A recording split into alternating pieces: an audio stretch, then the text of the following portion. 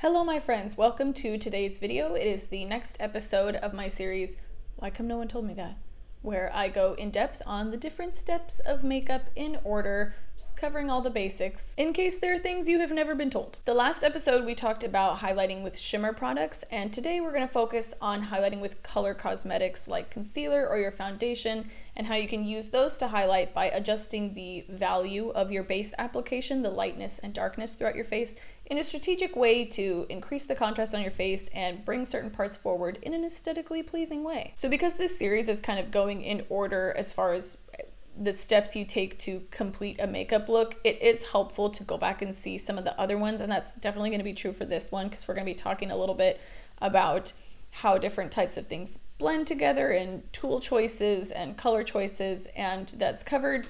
You'll get a better sense of it if you watch some of the videos before this one. Don't worry, you will still get something out of this one if you haven't, but I would recommend after you watch this one, go back and check out some of those other ones. So highlighting with concealer or foundation, non-shimmer products, why would one do such a thing? How about a little history lesson? So the foundation of these techniques started in theater makeup application. You had to really draw in someone's face so that it could be seen from a great distance. It was then kind of fine-tuned in this particular way by the drag community, and then just like pretty much everything we consider to be popular and cool was fine-tuned and popularized by Black women. So if you are interested in this type of technique, I would highly recommend going and actually watching some videos made by Black content creators. So moving on to the what and the how of highlighting. This technique looks really, really nice on camera. Because it involves some extra layering, I say extra, it might not be extra layering for you if you like to do this every day, but more than just your foundation or your tinted moisturizer, it is a little more noticeable to the naked eyeball. And if you're not comfortable with a heavy makeup application, you may not want to do this every day, but if you're going to be getting your picture taken, it looks really great. Another reason to consider it if you're going to be getting your picture taken or on camera, beyond the fact that it does look a little more noticeable in person, would be that anytime you become two-dimensional, you're on a screen, you do lose some detail and you do lose some contrast in your face, so this can help reinstill that. Sort of like the modern version of what happened when people were on stage and they needed to do this. So it's definitely not necessary, but it looks really, really nice. So the first thing we're going to talk about are the types of products that you can use to do this. I've already said concealer and foundation a few times.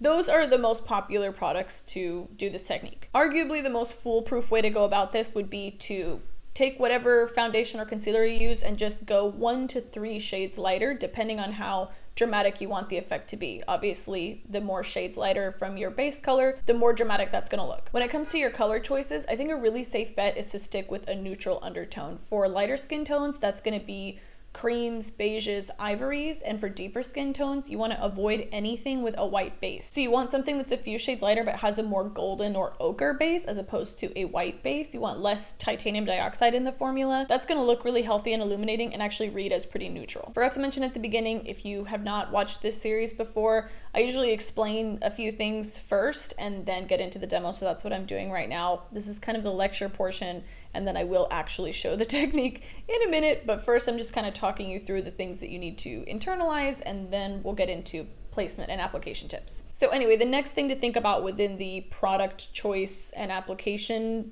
section is the fact that like textures blend well with like textures, and this is something I've said a million times, but it continues to be helpful. Powders and powder finishes blend well with other powders and powder finishes. Creams and liquids blend well with other creams and liquids. So if you're using a cream and liquid foundation, you might want to stick with a cream and liquid concealer as opposed to highlighting with straight in with a powder on top. If you're going to use creams or liquids as a base and then switch over to powders, it can be very helpful to use a translucent powder to be a barrier in between so that you get that nice soft powdery finish that you can then blend other powders on top of without having any uneven blending. The next question to ask yourself is, what tools do I want to use? I make this decision based off of 3 things: what type of formula I'm working with, how pigmented I want the final application to be, and what size of the face and or body am I working with. Obviously, if you're using concealer and it's your personal concealer, you can use the applicators that come with those things, because I really don't put makeup on myself unless I'm shooting a video.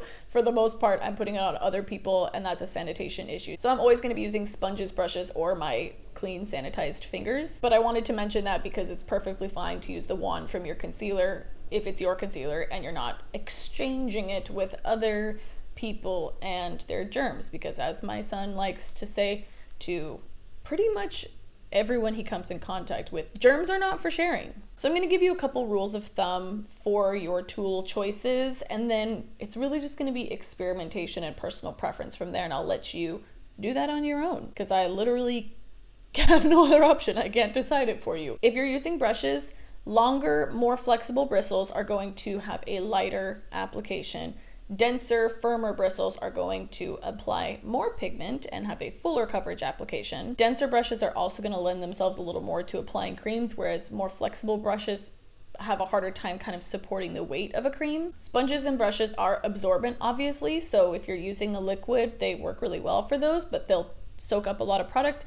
Fingers have a really strong application because they're not absorbing anything. And when you're choosing brushes, you don't actually have to pay attention to like the name of the brush and what it says it's for. So for example, I use eyeshadow brushes a lot when I'm highlighting on smaller areas of the face. You don't have to buy like an eyeshadow brush and a tiny brush that's called a highlighter brush when they might be kind of the same thing. What works works. Find a brush size that's pretty much the size of what you're trying to highlight, and you should be good to go. Okay, so now we're gonna switch over to the demo. My best friend Taylor was here and she modeled for me, and we had this whole plan to like film a cute intro, and then she had to leave suddenly, so I will have her back on my channel and we'll do another tutorial probably next month, and that way she'll get to actually like speak. All right, let's get started.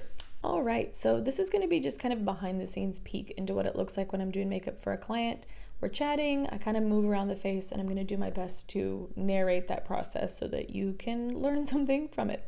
So we were definitely going for a more natural kind of soft glam look. As far as things you can do with this technique, you can obviously be a lot more dramatic, but I mixed up a highlight color that's just like one shade lighter than her base. I'm using the RCMA cream-based foundation for her foundation and for her highlight. I mixed up a nice golden tone, and I'm actually using a large eyeshadow blending brush to do my placement. I like to use brushes typically to put everything down right in the spots that I want it, because it's the most precise way that I'm familiar with doing it, and then take a bunge, cool, and then take a sponge to soften everything up. You guys, I'm doing this voiceover late at night, and I have recorded this a lot of times, so we're leaving bunge in, bunge stays. So speaking of placement, I was just gonna say, touching yourself is your friend. And what I mean by that is touching your face, and using that to kind of map out where those highest points are that you want to apply to. So when it comes to under the eyes, for example, obviously you're going to start under the eyes and go in sort of a triangular shape downward. It doesn't have to be a perfect exact triangle. It's pretty forgiving, especially if you're starting out using something like this where it's not significantly lighter. You're going to have some wiggle room. You want to take that triangular shape down towards where you can feel your cheek coming out. Poking out of your face there. And then you can also see that I took it up along her cheekbone by her temple, and that also you can just feel with your fingers where your cheekbone is highest as it goes up towards your temple. There's sort of a indentation where your temple actually is, and then it raises up just beneath that where your zygomatic bone is, and you can just carry it along that. So just rub yourself. Okay.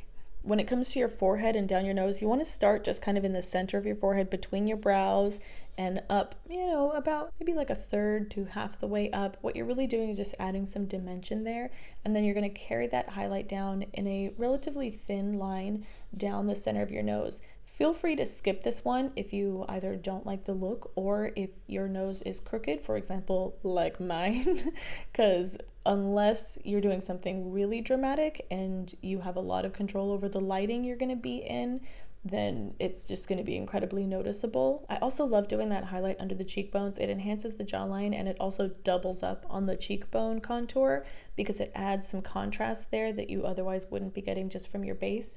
And you want to carry that from the line where you're doing your contour, which is from basically where the center of your ear meets your head, down towards the corner of your mouth. So just underneath that place, you want to bring that highlight, and it looks really nice. And then really to just kind of finish off the highlight through the center of the face, so that if you're imagining a light source kind of just slightly above you and descending down onto your face, which is basically what you're doing. You're trying to enhance that flattering lighting placement. I'm just doing a little bit on the Cupid's bow and on her chin and blending that out as well. So now as a little bonus, I figured I would show you guys how I finished off the rest of her makeup using the Salt New York Cream Tints and Mini Palette. I'm first doing a little bit of cheek contour in that spot I just mentioned, center of where the ear meets the head, down on that angle towards the corner of the mouth. And I'm using Cream Tint Pro in Sculpt and Bronze Medium Deep with that same actually little medium eyeshadow brush, and touching that a little bit in the temples as well and along the sides of the nose, just increasing the contrast throughout, just a little bit. And I'm taking the Radiant Cream Tint in the shade Rust. And if you notice, I started out with that brush again, and then I switched to my fingers, which is a perfect example of the difference in payoff that you get. So I started with that brush that does have pretty flexible bristles. Like, it was kind of a stretch to be using it with the cream, but I like the shape of it. So when I was trying to apply the highlight, I just didn't feel like I was getting enough payoff. So I switched over to my fingers and it lived happily ever after. I really love this shade, which, fun fact, was actually made with her in mind because I've been doing her makeup for the last 10 years and we've always been mixing colors and things to try to get exactly what we wanted. So it's fun to use it on her actual face. I've really been feeling the kind of 1980s blush placement lately, and even though this is a highlight, it's dark enough that it's kind of like a transition into her blush.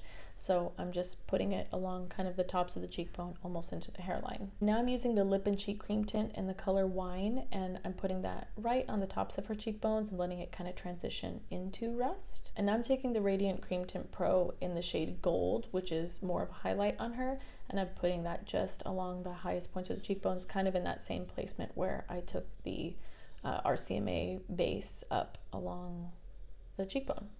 I'm applying that same Lip and Cheek Cream Tint that I put on her cheeks, the shade Wine, on her lips, just to complete the look real quick. And that's the look. Super easy, natural, healthy glow. Had a lot of fun, and I'm excited for her to come back. Isn't she so beautiful and cute? I'm really excited for her to come back and do a proper tutorial. Also, you can catch her on the new TV show Dance It Out on Lifetime on Saturdays Eastern Standard Time at 10 a.m.